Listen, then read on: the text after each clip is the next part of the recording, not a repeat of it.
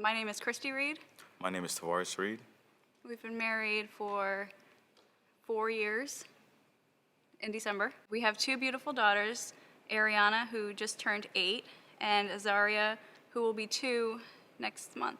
Well, I was raised Roman Catholic, baptized as a baby, did all the things you were supposed to do as a little Catholic girl, but it just never, I don't know, I just still did whatever I wanted to do, even into being a teenager. I wasn't walking the way that I should have. I, looked like a Christian or Catholic on a Sunday morning, but during the week, I was a different person.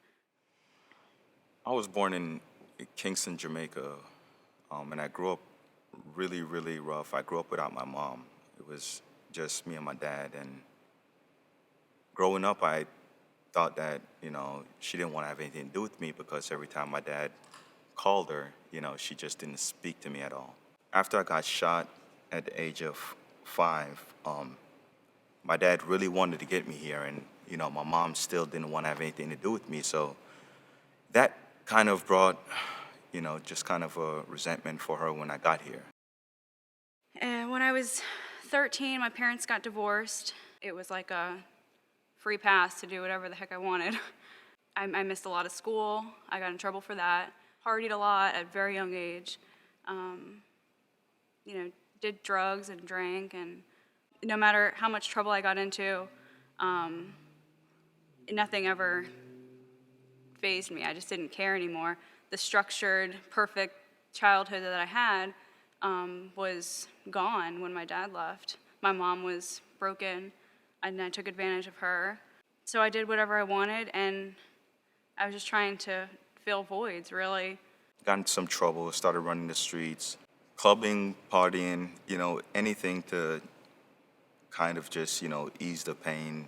Never really spoke about, my past because growing up in Jamaica, it was a thing to, be the big guy, the tough guy, and I brought it here, and so I never spoke about my mom or what was going on. I got locked up, and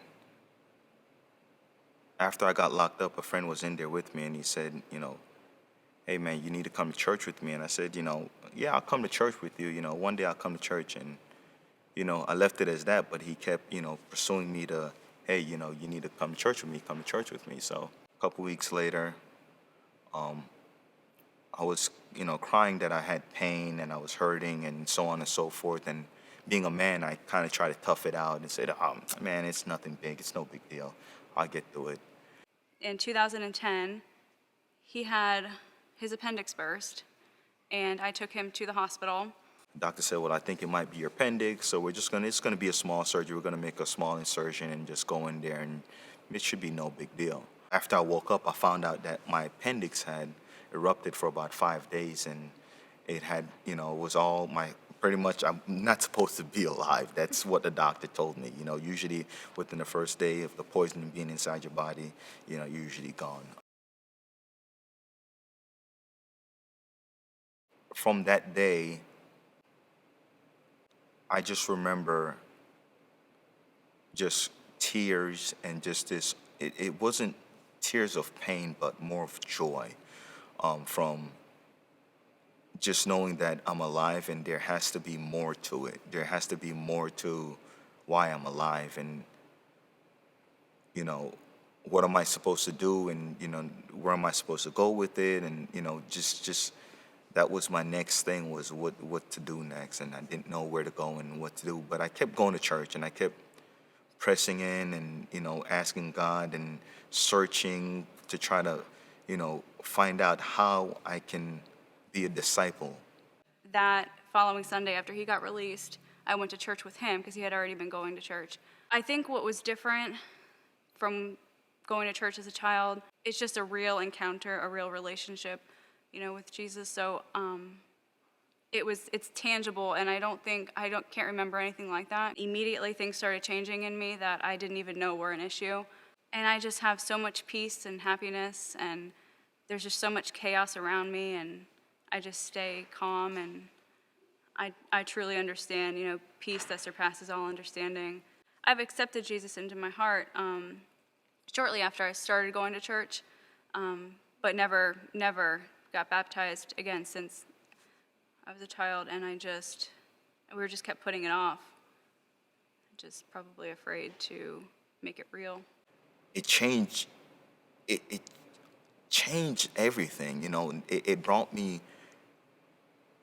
almost like it was just something that God had said, you know, you need to be in this place for humbling. So you know that what you're doing isn't right. I kept praying, and within 1 week, I had a business opened up, and I didn't know anything about the business. I didn't know where I was going. I didn't know anything about it, but I knew that God had me, and that's all I needed. I didn't need the friends. I didn't need the drugs. I didn't need the money. The more I pressed in, the more He revealed to me, and my the more my life's gotten better, the more my life has changed, the more I see Christ in my family and Him working in my life.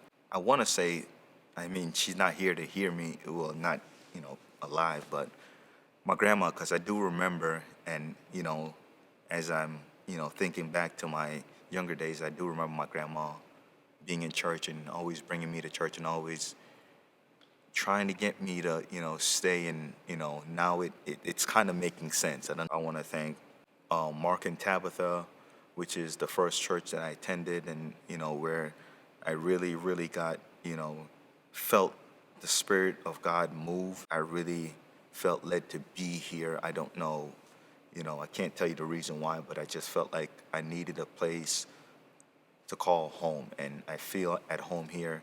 I just want to thank my husband for inviting me to church. And